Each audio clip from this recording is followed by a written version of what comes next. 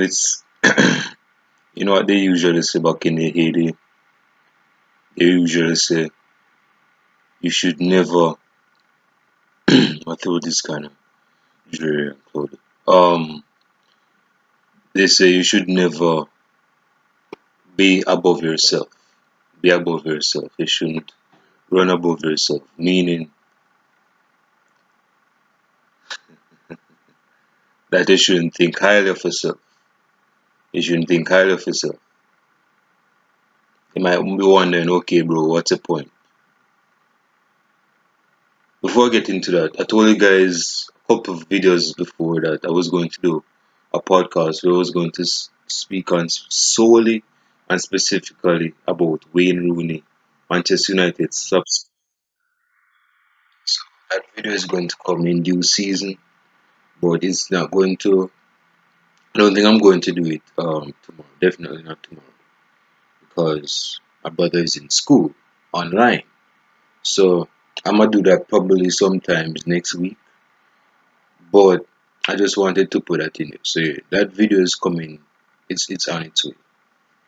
But back to what I was saying, just to kick things off in this video podcast.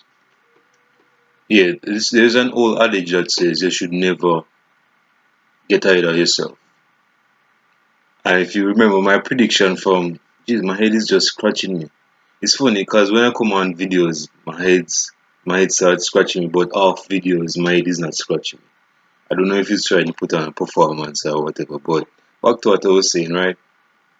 Yeah, my prediction was 3-1. Of course, in the favor of Manchester United because I'm a Manchester United fan. But someone threw the boomerang and it came back in reverse to Crystal Palace.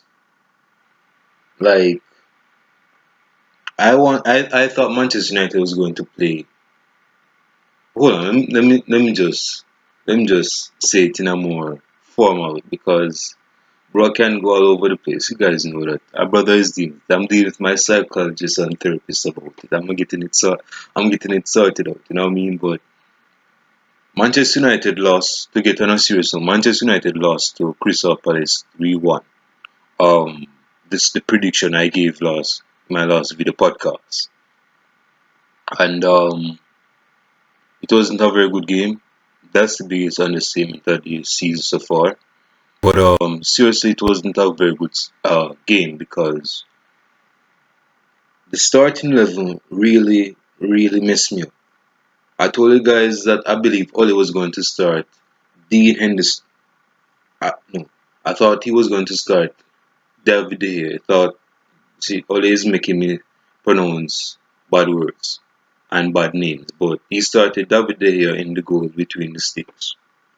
I knew when he started David De Gea that United was not going to get a clean sheet, and that's not against David De Gea, but we have seen David De Gea decline for the past two years now. We have seen that. That's why I've made the distinction and the delineation that Dean Koontz should start in the Premier League primarily and exclusively and allow David De Gea to have his playground in the Champions League. We have two, I would say three top class goalkeepers, but I must say two top tier goalkeepers. One that is David De Gea and Dean Henderson. We cannot have Dean Henderson on the bench. He's a young player and he needs to be playing games to get some form under his belt.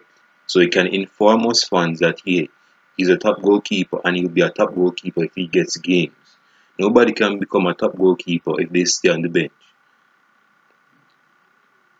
They're going to stagnate and they're going to become like a dormant, not a doormat, a dormant, meaning that they're going to stay still, they're going to plateau, like they're not going to improve anything. They're just going to stay at an even kill. So we can't have Dean Henderson on the bench. But back to David De Gea. David De Gea conceded 3 goals today. The last goal he should have saved or at least done better in that attempt to be saved.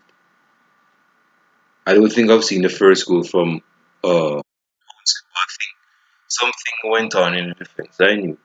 Based on Twitter and based on what person was seeing on tweets, I can tell that persons in the defense of Manchester United made mistakes. And speaking of defense, Manchester United cannot play Lindelof and Harry Maguire if they want to win a Champions League together. I told you guys already, if we're going to start Slabit, there always has to be a centre back that has pace and tenacity. We cannot have two cool, calm, collected defenders together. Back in the era of Sir Alex Ferguson, which was in the stadium, of course, we had one defender that was cool, calm, collected. He would pass the ball out. He made tackles, but he was more of the even. He was more of the level. And we had a killer, which was more of an animal named. Some may call him Nemanja Vidic. He was a killer at the back. He was more of the aggressive type. So Rio Ferdinand was the cool calm, and the animal aggressor was Vidic. United has two cool calm collected defenders. Victor Lindelof has some undertones and tenacity and tendencies of being that animal type of defender, but that's not for him. And even if he does, he doesn't have the pace. Rio Ferdinand had pace. Vidic may not have the pace, but one or both had to have some degree of pace.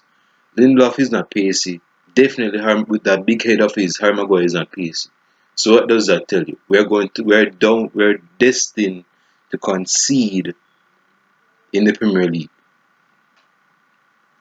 We need to play if Eric Bailly is fit. We need to play him and slab him because again the exile from Greece is not going to be bench because he's Manchester United's captain, and you cannot bench a captain on the sideline. You cannot have your sailor on the shore when you're in the boat because you're not going to go anywhere. No one is going to lead. You need someone to lead. Okay? So I would preface this by saying if Eric Bay is fit, let's play Eric Bay and slab it. That's Harry Maguire. Some may call him Harry Maguire. That exile from Greece, yes, play him as centre back as captain with the armband is therefore and play him with Eric Bay. Because Eric Bay has pace and tenacity and intensity. Yes, he's kind of his dogs are not barking equal up here, but he is the tenacity we need in the defense. Manchester United wait until they're attacking us so that we can make an attempt to tackle. We need to be more proactive more than reactive. When we react, that is when we concede. Manchester United's mid. I told you guys in June, if we're going to play a midfield with Pogba and Bruno Fernandes, we cannot we cannot play. If we are going to play Pogba and Bruno Fernandes, Matic has to play. Matic has to play. We cannot play Scott McTominay, Bruno Fernandes with Paul Pogba. That midfield is destined to a location called nowhere. It's going to go down to hell. That midfield is going to get over because we don't have balance, moderation, or there is no defense. Scott McTominay is not a natural defensive midfielder, if any at all. He can do a defensive work because I mean he's 6 foot. He has to be 6 foot four for something. But as a technical, a certified PhD master degree, that is not. Well, he's too young, so he ain't go reach that level yet. And he's like in his early 30s. But understand he's no center defensive midfield. Play Fred there at least with Paul or Bruno Fernandes just to add some tenacity. Because Bruno Fernandes, not Bruno Fernandes, Scott McTominay is a center midfielder. He cannot play defensive midfielder. He's too slow for that. And you might say, well, Mandy Matic is way slower than Scott McTominay, so what is your point? My point is Matic is a certified center defensive midfielder. Scott McTominay is not. He has a lot of experience under his belt. as a defensive midfielder. Scott McTominay doesn't. The amount of years Matic had as a centre defensive midfielder, Scott McTominay was in academy 80 and playing game at eight under 15 or so. So he has experience. Matic has experience. He has a CV to show us that he is capable and able, despite he's getting on age. We know that, but he's still capable, even without pace. His mind is above the game. Experience is above the game. His football IQ for the defensive midfield is above. Scott McTominay doesn't have that, and there is a good chance he won't have that. Now he might transition, but speaking of right now, we need a certified defensive midfielder if we're going to play Pogba and Bruno Fernandes. If you play Pogba and Bruno Fernandes with Scott McTominay, that midfield is going to get overrun. Pogba, for one, is not a defense midfielder. He can do a work there, but that's not his bread and butter. Bruno Fernandes is a number 10 and he'll play there. Again, Scott McTominay is not a defensive midfielder. So when Matic is fit, he needs to play there. Again, I don't believe he should play in all minutes, and that is where Fred and Scott McTominay will come on. But he needs to start there. Bruno Fernandes was off in the midfield today. He was very off. He was in different positions. I don't know if that is something Ole Gunnar Solskjaer spit in his ears and told him to, stay in various positions to crossing the ball. But my man was all over the place. He's like he was omnipotent or a god or something. And he's not. He needs to be playing in a position where he should be picking up passes. Basically doing what Kevin De Bruyne does for Manchester City. Basically did what Ozil did in his 2015-2016 season for Arsenal. Staying behind the number 10, getting assists and goals.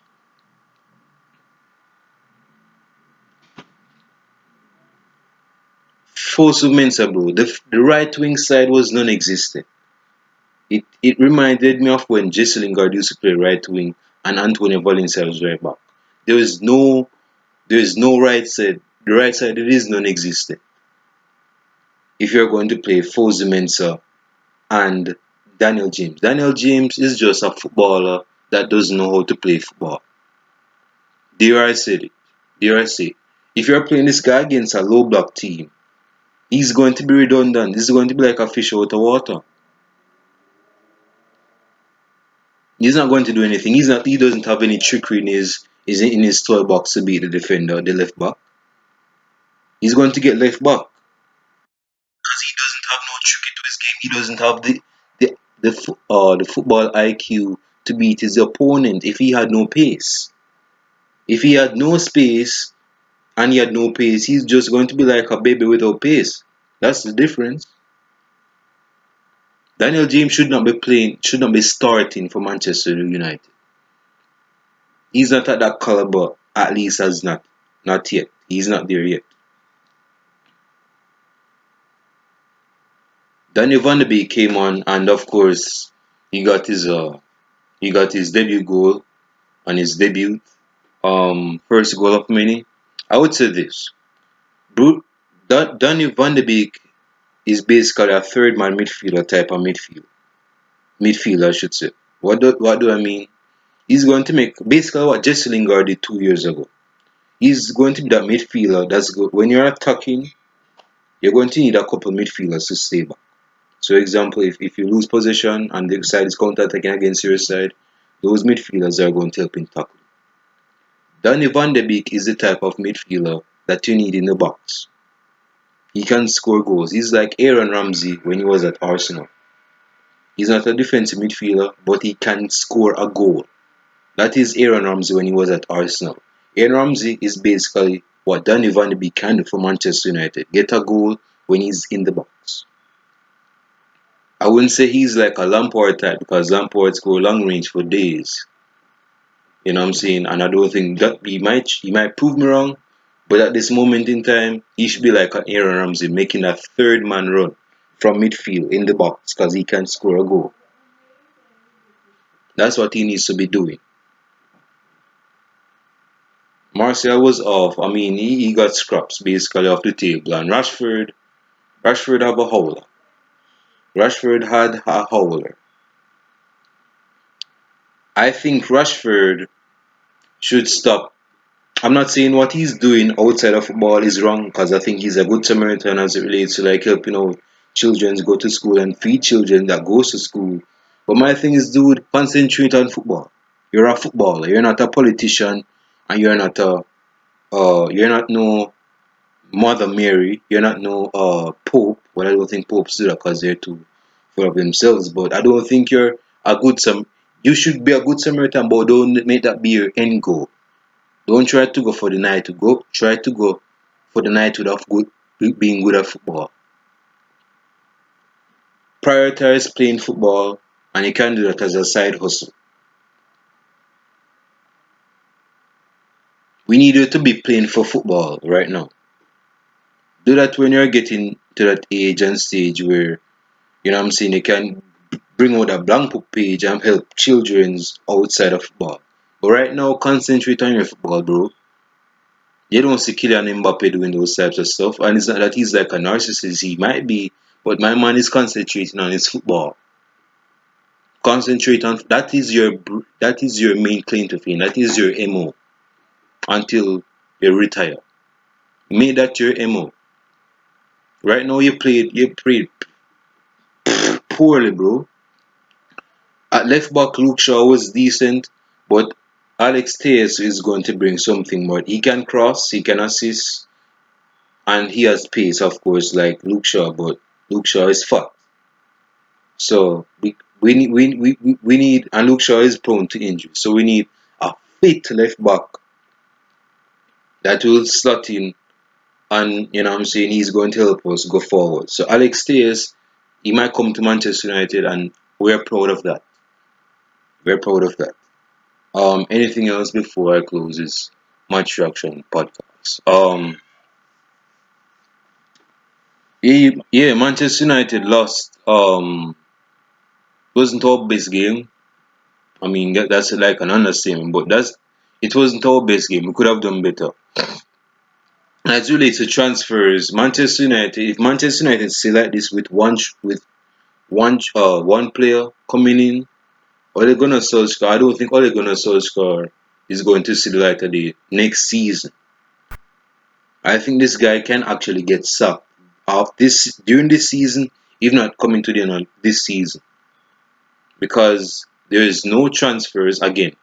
The winter transfer season is like our grace period where we can, I'm saying, do a couple signings, but we shouldn't be waiting on last minute to make penny pinching type of signings.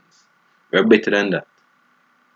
Today's Spurs made two signings. I think Gareth Bale is on loan from Real Madrid, and Reguilon signed for Spurs for like 30 mil.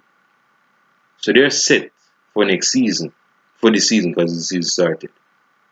Liverpool just signed a Diego Jota from Wolves. Liverpool is set for the season. Manchester City made a couple signings. They're set for the season. Manchester United needs a right winger. We need tactics. We need a style of play to set the tone for us to go forward this season. Because I'm gonna tell you this. And again, you guys know what's up already. So leave your comments down below in the comment section on what's your thoughts on the game. That's number one. What we can do better to improve in the next game, and who should start and who should bench. So those are three things I would like you to mention in my comment section down below.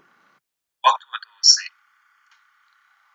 If Ole Gunnar Solskjaer doesn't win anything, like he doesn't lay hands on a significant trophy or any trophies at all, my man should just leave Manchester United for his own good and for the sake of his legacy. I'm gonna just put it out there because I don't want Ole Gunnar Solskjaer to become another victim that loses his head like Moyes, Mourinho, and LVG. I don't want him to get execution on an executed day. And if results continue like this, he's going to be on death row. So we need him to start getting that side to start having a certain style of play so that we can implement so that this season won't become like this a disappointing season. So again, hope you guys enjoy your new week. I know some of you guys have curfew and your bedtime to deal with. Um so yeah bro, leave your comments down below on your reaction for the game. It was very disappointing. Um Manchester United needs to do better, that's an understatement. But I want to hear what you guys have to say in the comment section below, and I'll you guys in the next video podcast. Peace.